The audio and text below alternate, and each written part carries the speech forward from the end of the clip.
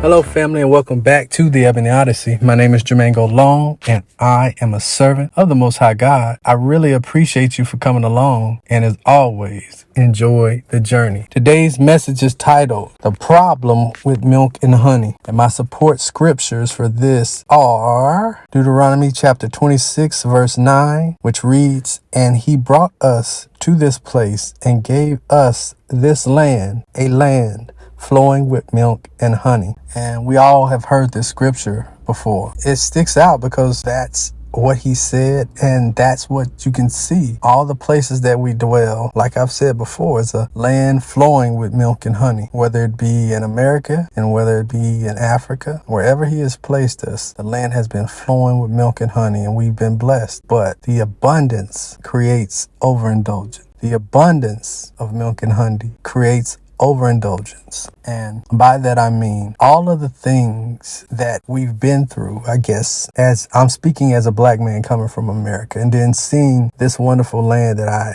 currently sit in. And I see all of the resources that are just an abundance.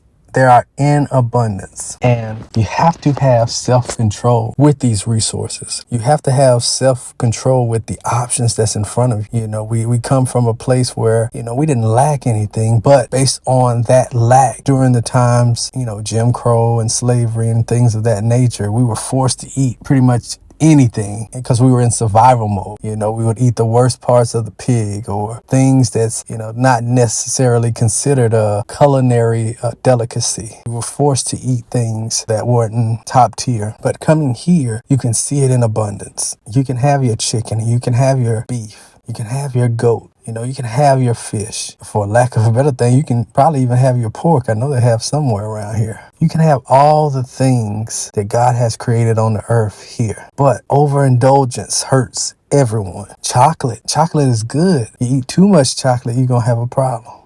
Soda is good in moderation. You have too much soda, you're going to have a problem.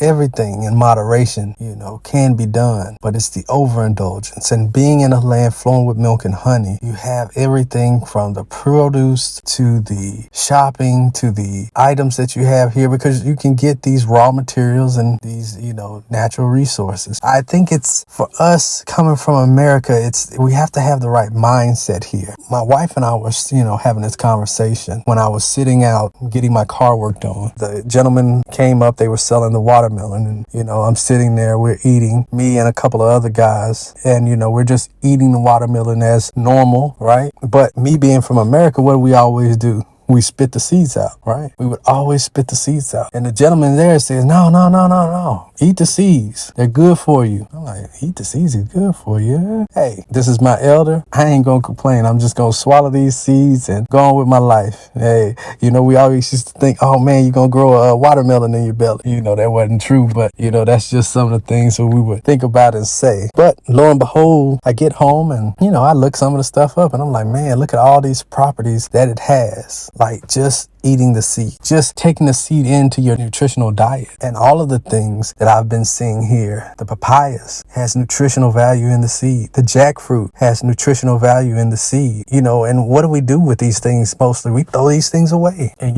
me, I'm just trying to figure out how to live. I'm trying to figure out how to get healthy. I'm trying to figure out how to walk as God intended me to walk. So with that being said, I'm getting me a seed grinder now. I want to make sure that I use everything that God has given me. These things I hadn't researched. I went to school for accounting. I didn't go to school for nutrition or things of that nature, or how to live healthy, how to be healthy. But that's part of it. Being in a land that is rich in natural resources and rich in minerals and rich in all of the things we don't have. We need to take the opportunity to understand, to learn how to get the value out of the place that we're living in. And I know you could have probably got this anywhere, but my wife, again, I want to bring her up because she brought up a great point. In America, we hate the seeds. We want seedless watermelons. We want seedless grapes. We want, seedless everything. We want seedless when all the nutrients and everything is stored in the seeds. Why is our bodies failing? Why is cancer so high? The seeds from watermelon, the seeds from papayas, the seeds reduce cancer-causing agents. So what have we been missing? We've been missing someone to lead us in the right way. We all have to be masters of knowledge. We know so much, but we know nothing at all. God has given us the things that we need, but unfortunately, most of the times we don't know what we need or how to use what he's given us. I'm blown away how many health benefits that I read just from doing this little bit of stuff. And, you go through ups and downs over here. You're away from family. It's this, that, and the other. You have people who don't always act in your best interests. Being here during these ups and downs, you're trying to figure out a way to get on track, to work these muscles that you have, to train yourself back up in the way that you should go. Some of our parents, God bless them, they didn't have the time to just sit there and give us the knowledge that we needed. And so now we have to kind of train ourselves back up in the way that we should go. So now in our old age, we continue not to depart because it's easy for us to run away, to want to get to doing something else. These are some of the things I've been thinking about. This is my growth. Not only am I growing in the word, I've been growing to learn these other things that's necessary for survival, that's necessary for moving forward. And hey, I'm slower than others.